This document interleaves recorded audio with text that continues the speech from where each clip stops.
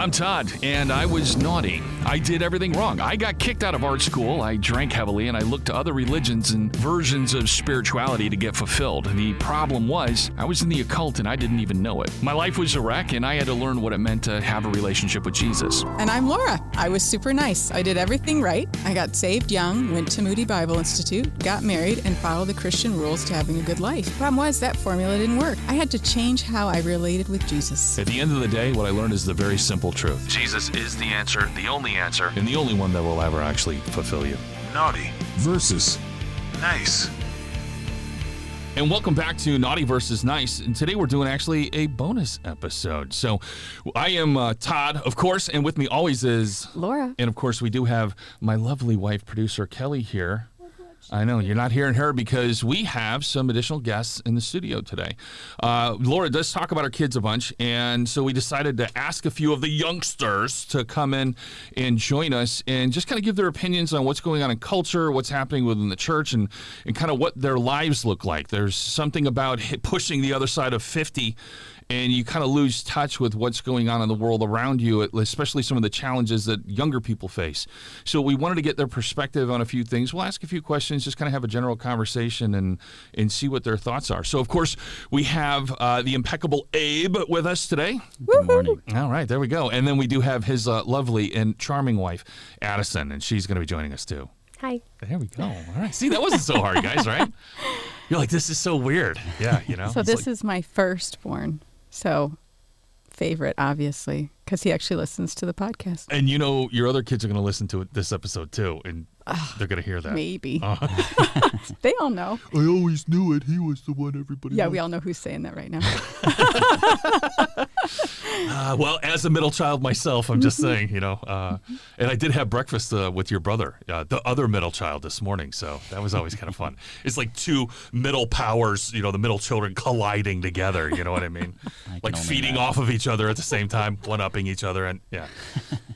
So, why don't we kind of just jump in? So, I don't know, do you have anything that you wanted to, like, specifically, Laura, just kind of throw out there right away? I mean, we got some questions kind of prepared and some things to move it, but I didn't know if there's one thing you wanted to kind of put up front and center. Yeah, I actually think before we jump in, I think it'd be cool if you talked a little bit about how you know my kids. I obviously know them because they're mine. So we were at church one time, and I think I looked at you and I said, do you think your kids should know how to fight? And then you were kind of like, I think so. I don't know. That's not what you said. No, I don't know. What did I say? I want to punch your kids in the face. I don't think I even blinked when you said it. Yeah, So. So I come from Generation X, and I come from the worldview that men should be able to punch people and get punched. And the first time you get punched should not be when you're actually in a fight. It should be in a situation where the person punching you will stop so you don't actually black out, you don't fall down on the ground, and then wake up, you know, with your wallet gone or whatever, you know, that kind of thing. So, yeah, so I was like, well, you know, when we get together, I'll punch your kids in the face a bunch of time. They'll grow up. It'll be great, you know. And so Saturday mornings, you know, we got together, Abe, and it was you. Sometimes, you know, you weren't there. Sometimes you were. It depends. But you got two other brothers, and we all bought, you know, big gloves and headgear and mouth guards, and they just kind of went through the generals of just boxing form. I'm not, you know, pro boxer or anything, but I can punch people. You know, I've been in more bar fights than I probably should say on a Christian podcast. You know, what's your remembrance of that, Abe? Where the first time you got hit? I remember a very distinct feeling of fear because Todd came over and the first lesson of boxing was, what does it feel like to get hit very hard in the face?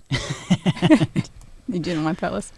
I did not want it. I remember Mark went first, and then I really didn't want that lesson. It's not as bad as you think, but it's worse in other ways too. It's definitely an experience. It was pretty intimidating at 16, 17, so... overall positive experience. I don't know. You've probably been in over 100 fights by now, you know, and you walk differently as a result. You interact with the world differently as a result. You're not worried about what do I do, and you'll just know. That doesn't mean you're going to win. It just means, you know. Well, I think each of them has told me that has taken an element, even in just a dark alley. If you know you can throw a punch and you know what it feels like and you know what it feels like to get one and know that that's not really that bad, that you can come back from it and you can keep going, it's added a lot of confidence. And that never, ever goes over well with almost anybody I say that to. Yeah, I think it's a great idea that my kids learn to get hit in the face. And they're like, that's not a great idea. But it was. I would argue overall, if we're going to, as men, one of our responsibilities and one of our roles is to not only be spiritually the leader of the household, that also means like protector. So you need to be able to monitor what's coming into your house and what you're allowing in, so that your kids aren't, running it off the rails with stuff, but also physically too. It's not your wife that you're getting up in the middle of the night. Honey, I think there was a sound downstairs. Go check it out. I actually know people who do that. So please tell me you're joking right now. Oh. So added to, so you'd been doing youth group with them for a long time with each of the boys as they came up through the ranks, and then the boxing, and then as Abe went to college, you've just become somebody he speaks to on a weekly basis, and so it's become an adult friendship. So this is, we all know each other well here in the room. So yeah, it's not like we're all strangers by any stretch or anything like that. So, and then of course you married your lovely wife Addison. So when did you guys get married, and what was that experience like for you? What are your thoughts on it? You guys go from a situation where, dating in college, at a certain point, you can kind of figure that out. I like you, you like me, yay, neat. And then you go have coffee or do whatever, and then next thing you know, your lives change so dramatically, so quickly, so fast. You graduate college, you are looking for jobs, all of a sudden you get married. You literally did the big three things that you can possibly do in your life all within basically like a month of each other. What was that like for you, and that whole the whole experience of all of that? Okay, we got married a year and 5 months ago. I would say that we both have very realistic families of what marriage is like, what life is like. So with having those mentorships and things like that, I felt like I went into marriage with the correct viewpoint of what that would be like. Like you said the other day on the podcast, I get married not to make my life easier but better. Mm-hmm. And just because I trust you and Todd and Kelly and my parents, and that you guys had such positive things to say about us taking all of these steps, I felt very good about it.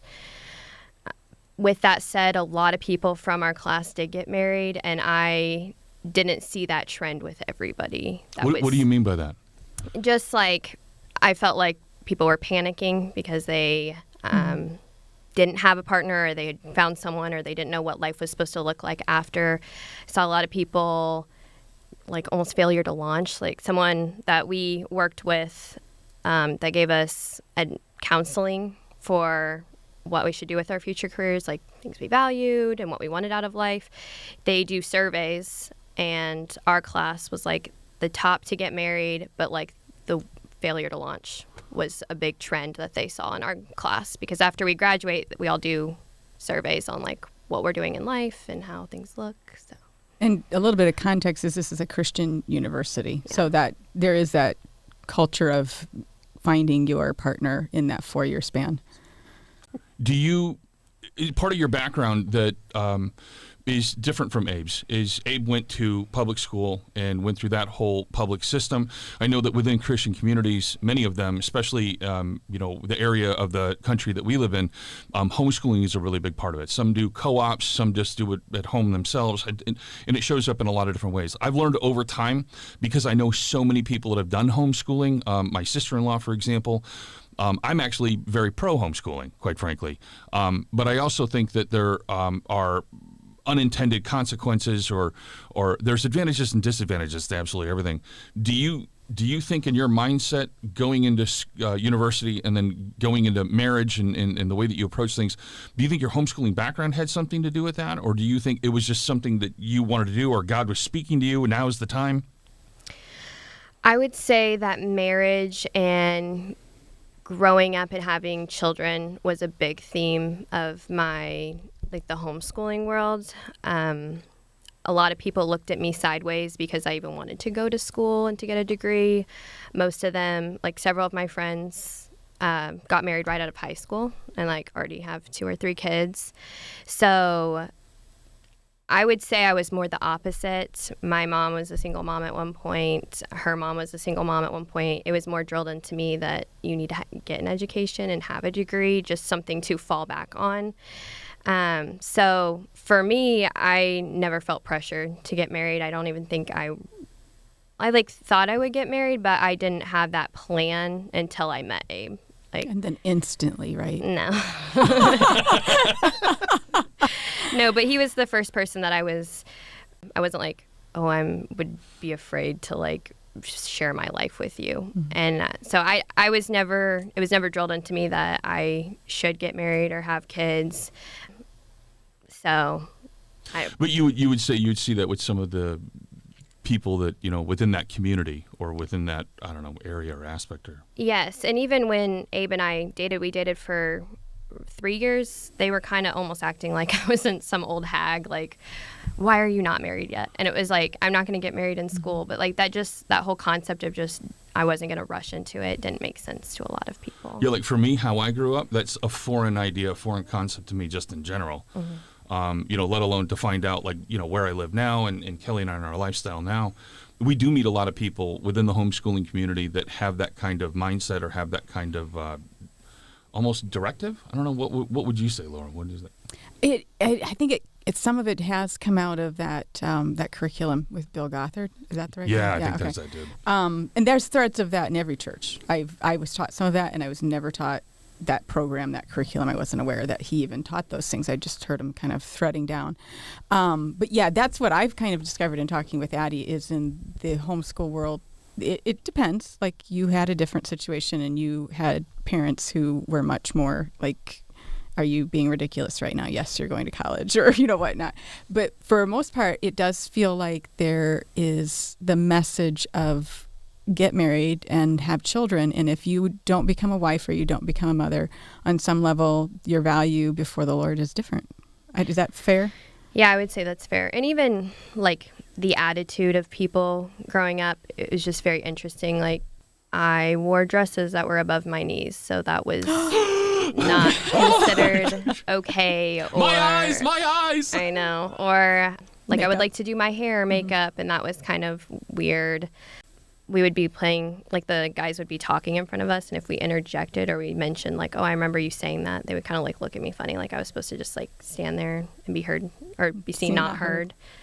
So, I don't know, it's just interesting to kind of grow up and see those threads of these almost very, old-fashioned ways of Shout thinking. out to your mom for not letting you turn out that way. Yeah, one of few.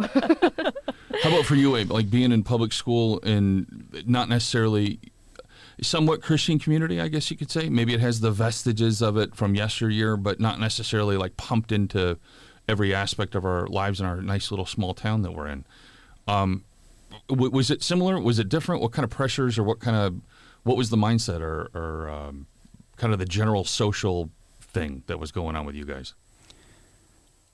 I think it was interesting to see Addie and I were able to relate to each other in our experiences, even though they were pretty extremely different. I think you had Addie who was in the homeschool environment and she didn't want to get married right away, wanted to go to school, and it was not popular to do that. And then you had me in the public school, and I could relate to that because, I didn't want to get married right away, and that was normal, but I wanted to go to a small Christian school. Yeah, no, look, man, when I was in high school and stuff, there were guys having sex and getting drunk and smoking weed, and all that kind of stuff. And that was back in the, I graduated in 90, so you're talking late 80s. I knew one dude who would keep apple schnapps in a contact lens solution bottle, and he just squirted into his mouth in between periods, in his classes when he going from one class to another. So, there were people getting drunk and doing all that. I got to imagine it's still kind of similar. Probably not so much within the homeschool environment, that kind of thing. So I guess that's kind of what I'm talking about is the challenges and difficulties that I have to imagine you faced would be the pressures, similar stuff, but it's different in the way that you chose to, move forward. Yeah, I think there were a lot of pressures like that, and I didn't always fit the normal, I feel like. I would go to parties, but I wouldn't drink very much. It was one time. And I wanted to go to a small Christian school. I think I was, the 1% of my graduating class that didn't go to Purdue or IU. And people kind of looked at you funny about that kind of stuff. Like, so I don't know. It's not necessarily like wrong that, people went to Purdue or something like that. But I could relate to Addie in that we didn't really fit into what was kind of expected in our environments. And just that our families were different from the families we were around and stuff like that. Like, it was just really interesting to have that, like, oh, I can relate to you because my situation was almost the exact inverse of yours. Right. Well, there's this aspect of a lot of times we think that, like, for lack of a better term, rebelling or going your own way or doing your own thing has to show up in the world in a certain way. You've got to have a certain type of haircut or wear a certain type of clothes, when in fact it's really more of a state of mind and just how you're going to choose to interact in the world and where your lines are. On a comical note, what are some of the differences you notice between each other because you do have such different educational backgrounds? Because I'm thinking of a few you've told me, and I think they're funny. Can I go first? Now he's anxious to answer. My favorite is that we eat at very different speeds. Wait, what does that even mean? Like, I will wolf down a meal and a half in 15 minutes because at my high school you had 30 minutes to get to the cafeteria, get your food, eat it, sit down and have a conversation with your friends and get to your next class. And so I'll eat mine, sit for 10 minutes, and then ask Addie if I can help her with her. Yeah, even now at work, I'm still barely eat half my meal. 30 minutes for lunch ain't enough. No. Kelly and I have backgrounds as servers, so we had this one guy, and we called him Wolfisms. His name was Wolf. He was from Germany, and he was a supermodel at one time, and then he came to the United States, and he would say these things, and he would say, there are two creatures in the world that eat while standing up. One is the dog, the other is the waiter. And I was like, yeah, that's actually... All I heard was Vader. The waiter, yeah. I was like, Vader. Darth It would Vader? be the Vader, yeah. So I'm like, yeah, actually, just eating, while standing, so... Have you noticed anything? The one that jumped out at me was being late. I was chronically late whenever we first started dating, and Abe was always very on time and punctual. And it wasn't like I was trying to be rude, but I think I told him, I was like, I can either be like on time and grumpy, or I can be late and happy. So it's up to you. Your choice, buddy. But I'm more on time now. But I think that was something from our I'm background. less of a time Nazi. Yeah. What other questions did you have, Todd? You just wrote them down. Going through school and being in a Christian university, one of the things that I would argue, and I kind of make it a point over and over again, whether you want it to or not, the world kind of seeps in. By world, I mean the occult, because everything's the devil. And I think there's, as things get, quote unquote, worse, and more outrageous things start showing up in our culture that don't seem to make sense, I would argue they make perfect sense if you have a framework to understand it. And Abe, I know that you're a little bit versed in some of this stuff. We, talk a little bit. You are also there and kind of like my experiment on putting a lot of the information together when I do presentations regarding this topic. So you might have a little bit of background. Addie, I know it's a little spotty there. Can you think of, or were there examples of things that might have gone on in school with your friend groups or with even the professors where they're, now looking back on it, you see that there's some sort of interaction with some sort of occult concepts that maybe they weren't aware that they were actually engaging in? We were talking about it on the way over here. One of the first ones that comes to mind is I had a professor. I think Mom actually remembers the story better than I do, but she had implied that... Yeah, I'm actually just going to have Mom explain it because I don't really... I wouldn't be able to explain it I'm now looking like one of those moms. I'll say it for you, honey. She was a theology professor, and I never remember if it was Elisha or Elijah.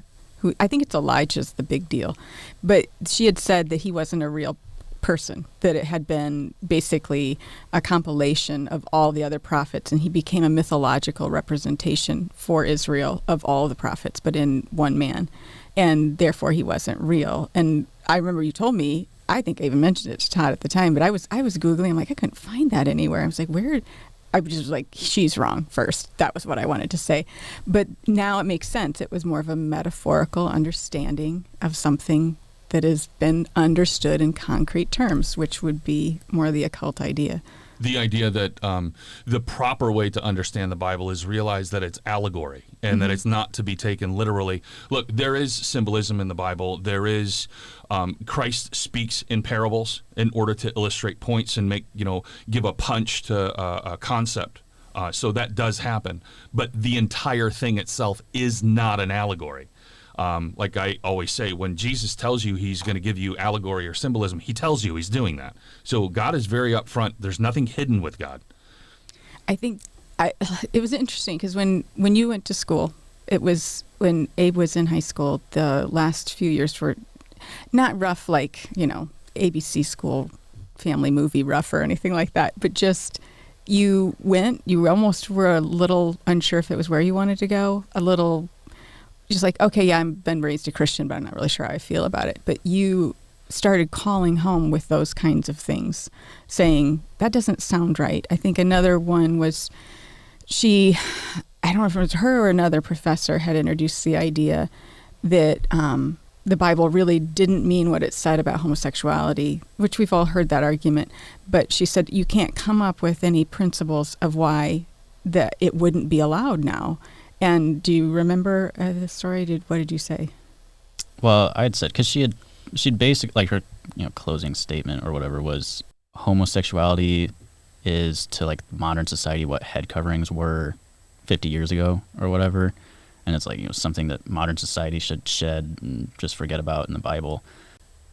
She'd asked if anyone thought the Bible was like correct, perfect. First day of class freshman year, she had said, how many people in here think the Bible is 100% correct? And I was, I raised my hand because you're pretty good sure about kid. that one. How many did?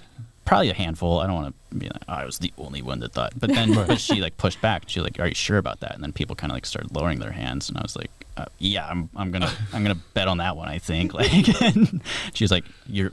And then at one point it was just me. And she was like, you're like 100% sure about that? I'm like, yes, of course. Yeah, like, what are you going to...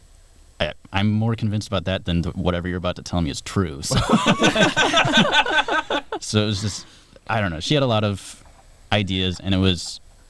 I don't know. She was nice. I liked her class sometimes. But, Was this... I think I remember this. Something to the effect of... She was like, well, a lot of people approach the homosexual...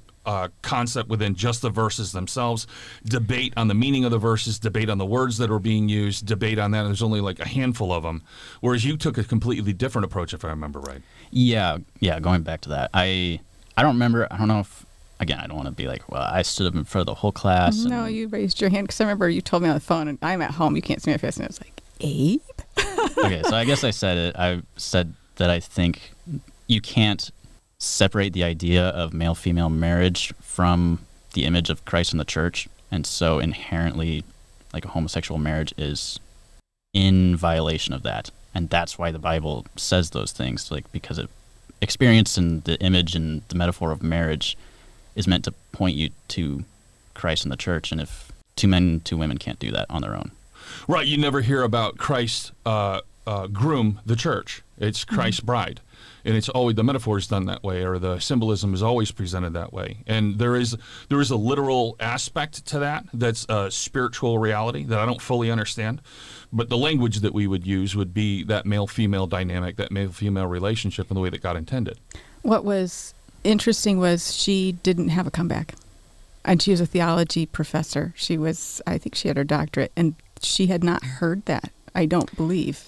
She seemed befuddled, yes? Yeah, I think it was an interesting experience to see everyone, all the students around. I mean, this was a honors program, like, class, and everyone there just had this Bible verse says it's wrong to be gay, understanding of it. And so then you have a professor who's saying, well, how can you trust the Bible verse? And I'm like, well, look at the whole picture of the Bible. And then it doesn't really fit in there.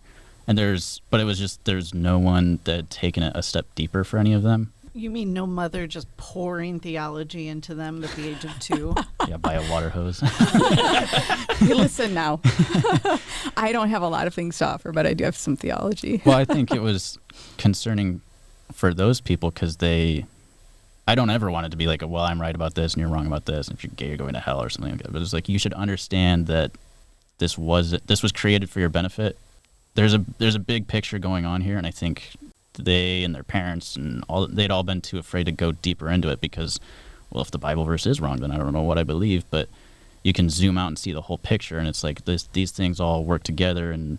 But they didn't have that, and they were, caught off guard by one question in a classroom. That leads into my next question. So how well, and obviously we're talking about it right now, but the question was how well do you think the general Christian concepts or tenets are being communicated to younger people?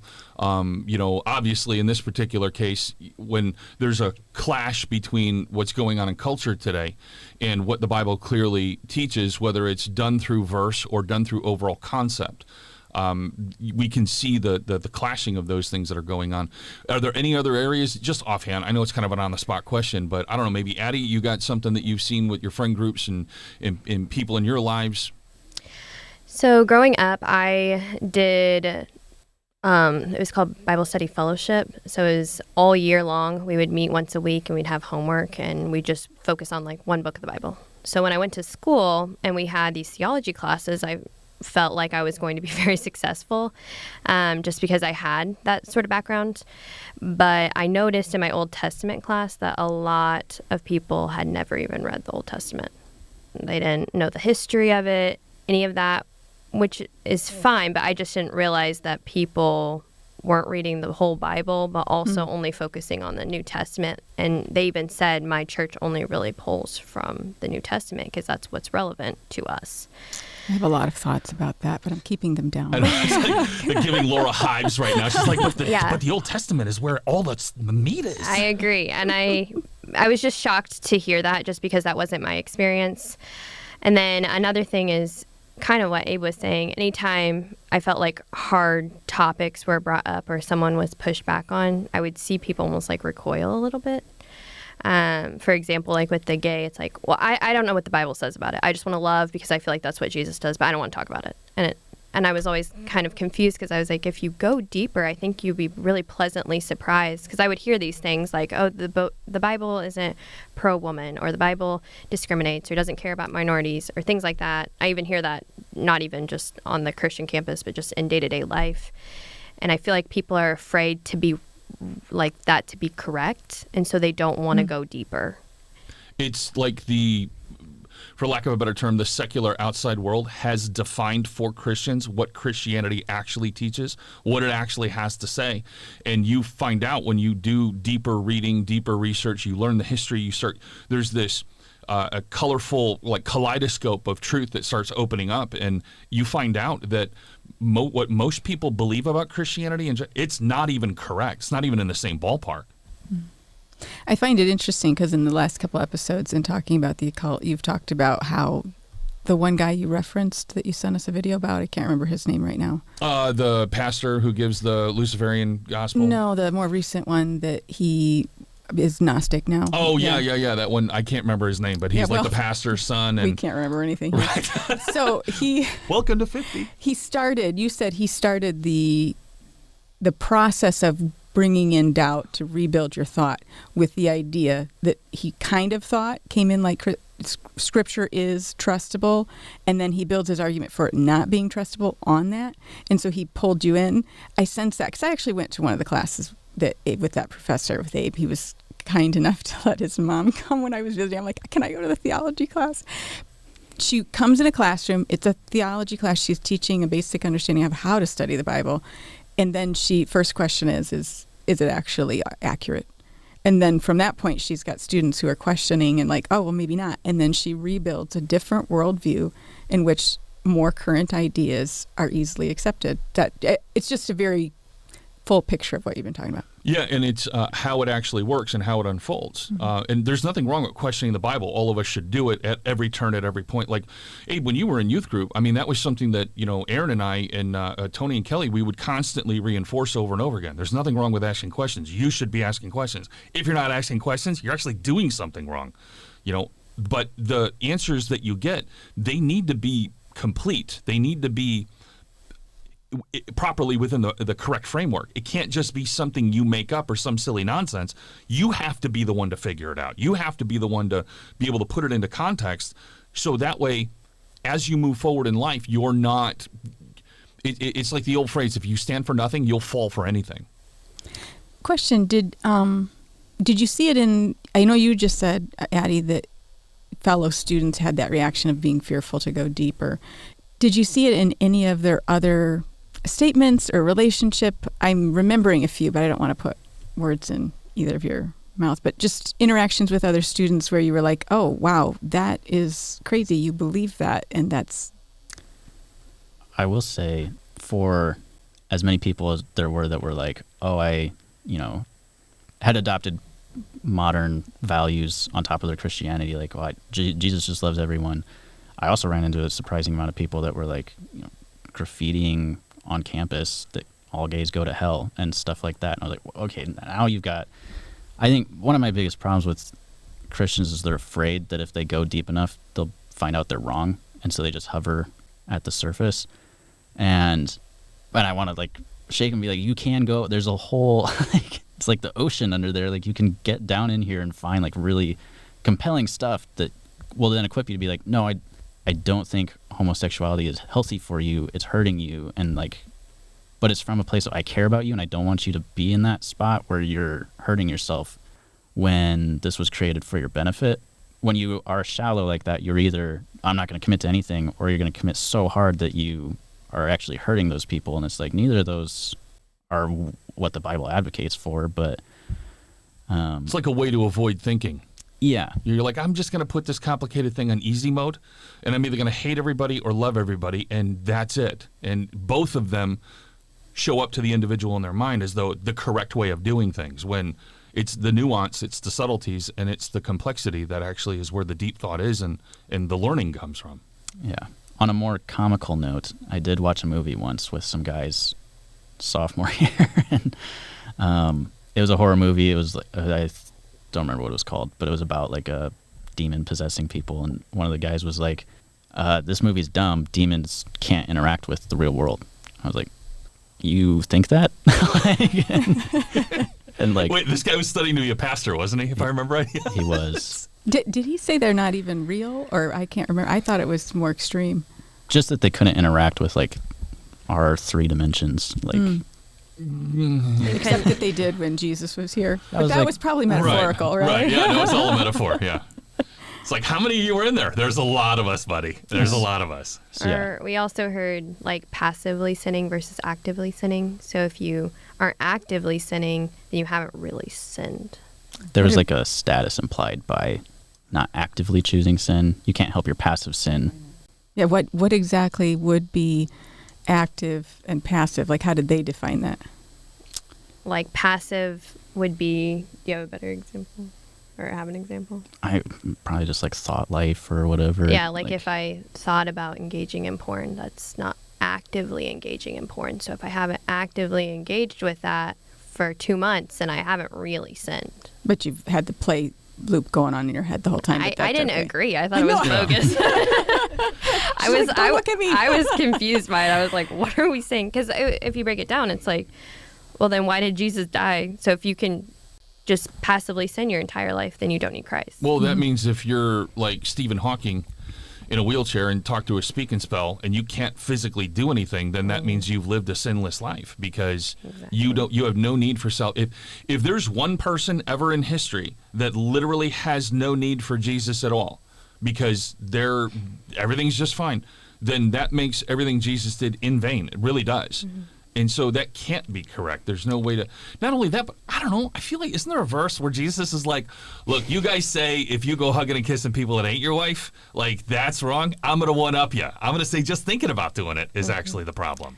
Or more than that, it's like, you're telling me about this, so is that pride? I don't know. Even that small of a level. It was hard because I was like, obviously, like, I can understand that there's a difference between, there's variations amongst sin. I understood like the concept at its base level. I was like, okay, like, that's a compelling thing to say, but there was an overtone of, I can achieve a different status if I don't do this or do. It was a pushing aside of death of Christ, like a tiered system or something. Yeah, just that all sin is wrong, and if you have one passive sin, you're still going to hell. Right, but yeah. But it's the according to men thing. One of the things that they do is, you can be a Satanist and live a moral life according to men. you're moral. I've never killed anybody. I've never stolen from my neighbor. I've never done this. I've never done that. Technically correct. Yeah, you're living a moral life, but not according to God. His standard is perfection. You're not measuring up. There is no way, and you still are in need of a Savior, and all of your good deeds aren't going to help you. They're not going to help you on that day. What other questions did you have, Todd? What did Generation X completely screw up? And you're just like, oh, why did... Because I got a list. You know what I mean? Keep in mind your mother is in the room. Well, I do think the divide among generations, before we even get into it, is very interesting to me because I see it all the time on social media or people talk about it. And I think it's interesting to put it in boxes like that because I feel like it's all connected. Like if Gen X blames millennials, it's like, well, you raised millennials, so what are we doing? Or like, I don't think Gen Z value Gen X's experience. And so that's interesting to me anyways. But the main thing that I thought of is mostly that things just don't want to be talked about, or we don't want to like go in depth with things. It's not everyone, obviously, but I just don't know. Like so many times I've been like, well, Joe's a good guy. And it's like, okay, but like we've seen some red flags about Joe. So I just think it's like you find out something and they just kind of want to sweep it under the rug. So we were a generation of people who didn't deal with things, is that? Well, I mean, look at how we grew up. All of a sudden, MTV came out, and all of a sudden, even just the idea of pop culture itself became an actual thing. Before that, we were unified in culture, but not in this like ancillary corporate product kind of way. We were unified in culture and behavior, norms, tradition, customs, holidays, things like that, in how we conducted ourselves. Then all of a sudden culture gets shifted towards it's a product now. It's MTV. It's buying this type of gym shoe means something about who you are, whereas this other type of gym shoe, that's not the kind that cool people wear. There was this productification of culture itself, which creates, I would argue, very, very shallow individuals. Whether you realize it or not, you become more about what's easy to see on the surface instead of developing who you are as a person and having that show up in your daily life. I can just wear the right clothes. I can just have the right haircut, and everybody knows everything they need to know about me and who I am just from those things. It sounds like you're making excuses for us. Look, man, I like Gen X. Don't get me wrong. I mean, I like the flannel shirt and the whole deal. Like I said, I'm a walking cartoon character. I've been wearing the same clothes literally since college. I probably stuck in the past, which is ironic because I didn't really like it all that much when it was happening. I remember distinctly having the thought, I don't think I'm going to be the kind of guy that gets older and like looks back at this time in my life and is like, this is the greatest thing ever. I'm eating, cold SpaghettiOs out of a can with my dog sitting next to me while watching Jurassic Park on Laserdisc. I'm like, it's got to get better. That sounds pretty good to me. Right? I'm concerned, Dave. It's a good movie. Well, yeah, but the rest of the picture is pretty glim. Glim. That's not a word, is it? Grim. That's the word. Grim, glib, Yeah. and glim. We can't say words here. What was the original question? I don't think Abe answered. What did Gen Gen miss? X just goof up, man? Like, when you're looking at it, look, Laura and I joke all the time. We're a little bit dark or a little bit glim. It's a new thing. And there are a number of things that need to be talked about, and not all the things are happy. And I wish that it was, and everything was great. Everything's not great. There's room for improvement. And so what are areas or what are things that Gen X did where it was just like, why'd you guys do that, man?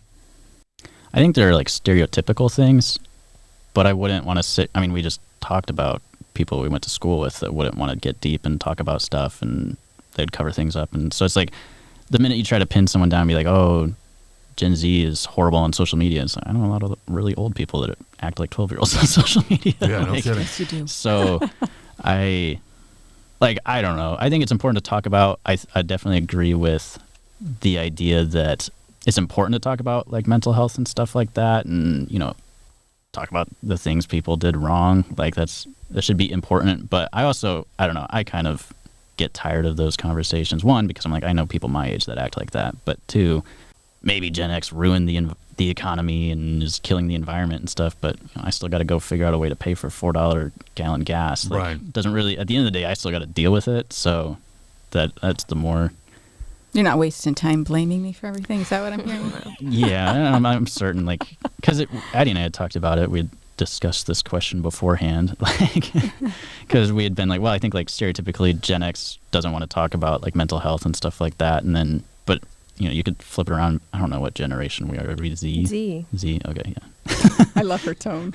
Get it together. Like I think Gen Z wants to almost use mental health to do the same thing. Like, well, I have this trauma, which is important to talk about, and like I have things that happen to me that are important to talk about, but you almost see it used in the same way as not talking about them was used. Right. Like there's just an inherent human want to not deal with yourself.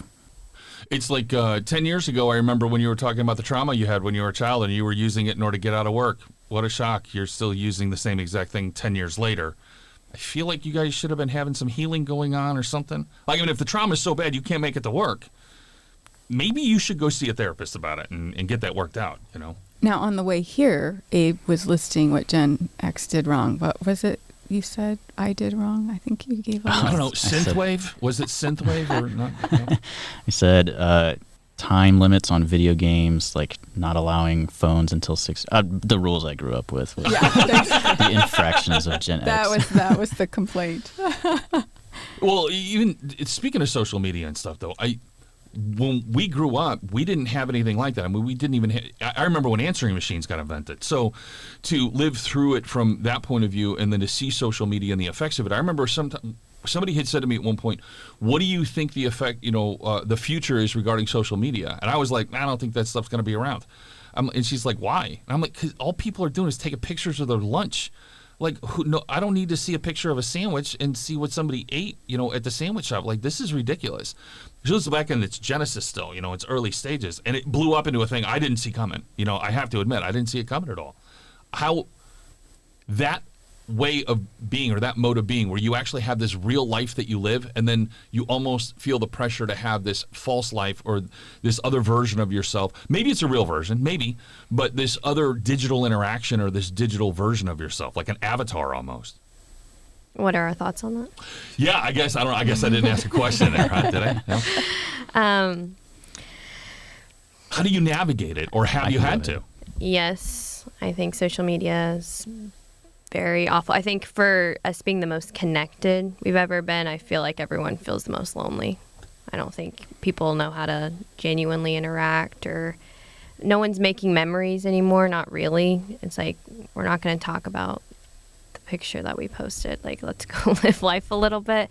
I feel like it was really bad. I feel like people are now starting to kind of realize how bad it is and how it kind of molds the brain. You can kind of take it the scientific-y route, I guess. But I think my main thing I think is always crazy is it put everyone almost on more of an even playing field. So it's like this person that's a high schooler one day is suddenly on stage the next. And it's like that is almost such whiplash for them, because it was like they were going to school, living this normal life, posting TikToks, and now they're at the Grammys with Kim Kardashian. And they have a lot of influence, and I don't think people realize it. Like, once you have that and people know you and follow you, like, that's that. You can't undo it. There's almost like a instantaneous aspect to it, or whereas before maybe you worked in the trenches, you built your way up, you developed your craft, you learned how to play the instrument or your acting skill or whatever it is, and then eventually you came into the limelight. You still had your child celebrities, but generally speaking, you were working for behind the scenes. You were 15 years at an overnight sensation versus a literal overnight sensation. Yes. Okay, I really like Andrew Huberman has a podcast called Huberman Labs. He's all about like science benefiting people and equipping people with knowledge to better themselves. But I just recently listened to a podcast from him where he had hosted another guy. I don't remember his name, but he was like really smart about social media and young kids specifically. And they just talked about, it's a great podcast. If you go back and listen to it, it's about, the harmful effects that extreme versions of sex, violence, and relationships. The extreme versions of those that are available on social media have extreme consequences for children specifically, like in their development. So they go through all that, and it's really interesting. But I think I personally find social media very exhausting, because it does feel like a double life that I have to keep up with. It was definitely difficult to not be on a lot of it because you do feel like connected to people and stuff. Do you have any right now? I know for a while you just didn't have any. I have LinkedIn and I use Facebook to get on Facebook Marketplace. Okay. So The other thing that's interesting is the platforms are either always changing or the like apps themselves change how content is filtered. So even that, it's like it's no longer just posting pictures. It's like, oh, now I have to post reels for people to see it, or oh, we're not doing likes, so I have to do this. Like that, keeping up with the trends and things like that is also very exhausting. And it's always, you have to spend more and more time engaging with it or on the app itself. Do you, you guys were both doing interviews and doing, not too long ago, getting out of school and starting your adult working lives, doing the interviews, doing that kind of stuff. Were there forms that you had to fill out or something that were asking for your social media so that they could look over it and review it? Are we there yet? I know that there are some industries and some places where that happens. I didn't know if, like, in your actual lives, if you ran across that or not. I don't think I did, Okay. but they do trainings for us and say that you need to, that parents can look up or they can look up, and we are a representative, and so. So you can get in trouble. If Yeah, it's you more do HR. something. Yeah. Yeah, it's like HR stuff, like general, the do's and don'ts of what we expect within this company and that kind of thing. Yeah, so like we aren't supposed to talk about anything political. Don't post any like party pictures. Dress modestly. Those types of things. I can imagine a world where it's you have like I'll put it this way: you have your actual social media, and then you have your fake social media that you do just for jobs, just for interviews, just for whatever. Where you have a very, very vanilla thing, existence that you put up there. I don't know if we've gotten there yet, but I mean, Yeah, I would say that that's probably true.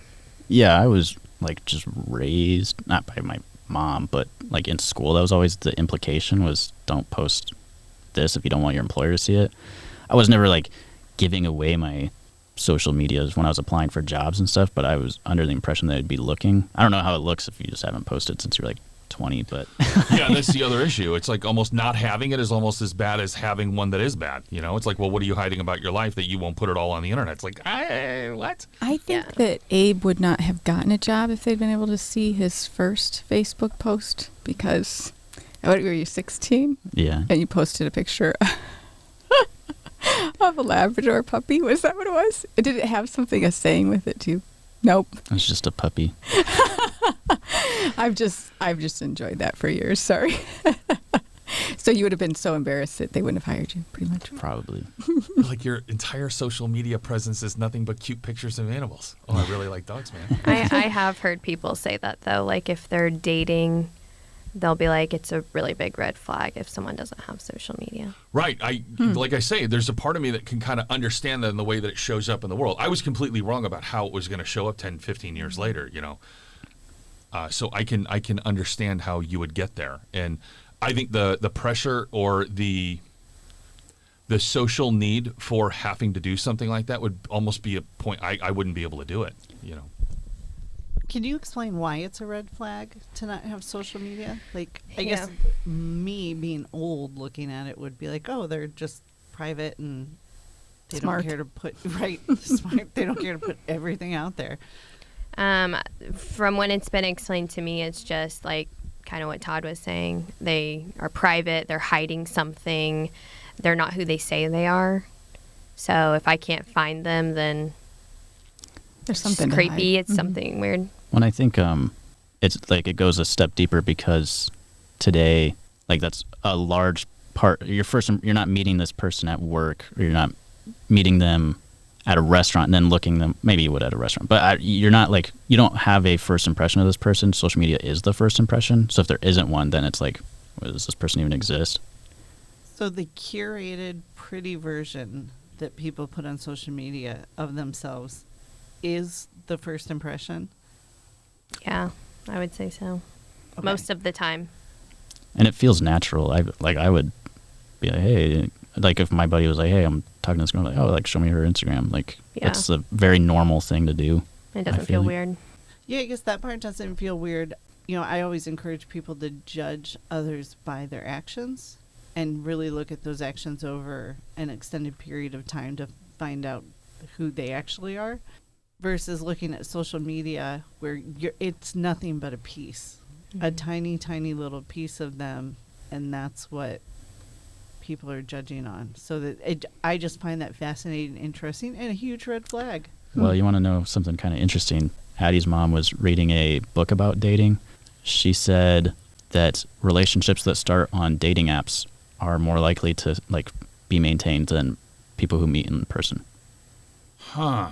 Yeah, I thought that was super interesting. Yeah. Man, I don't know what to think about that. I don't know what the book Did is the called. owners of dating apps do that study? I don't think so. It was like a mental health, dating in today's culture and how to counsel people that are that. So I don't have a source, but I thought it was an interesting we can put it in the conjecture. footnotes. There's this strange thing where it's Laura and I talk about all the time. We're obviously made by God. We're made to be in relationship. And one of the things that's showing up in the world today is this idea of a synthetic relationship. I would make an argument.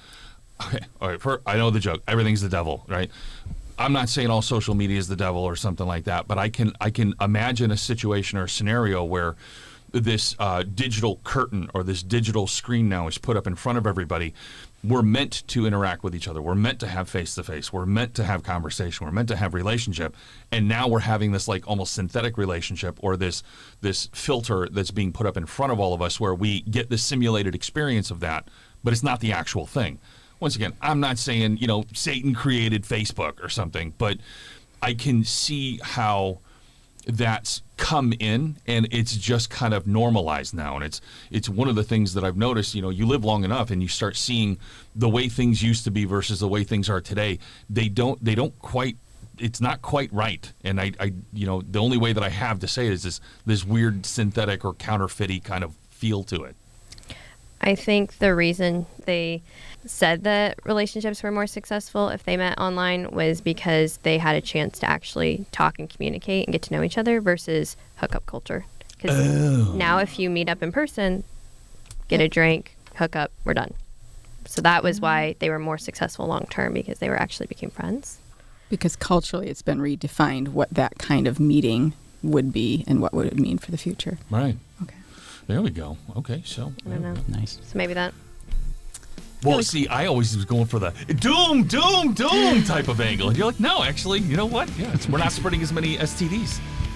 That's going to wrap it up for us today. And thank you very much for joining us. Thank you both, Abe and Maddie. Thanks for having me. Absolutely. Now, we are going to do a part 2. So we'll kind of carry forth the conversation. We'll carry it into the next episode. But for those of you listening right now, thank you very much for joining us. Once again, you can always reach Laura and myself through email at naughtyversusnice@gmail.com. Please feel free to reach out, drop us a line, tell us what you think about the most recent episode. And you can always leave a comment if you enjoyed the episode, and a rating system on your favorite podcasting app. So thank you very much, and we will talk at you next time.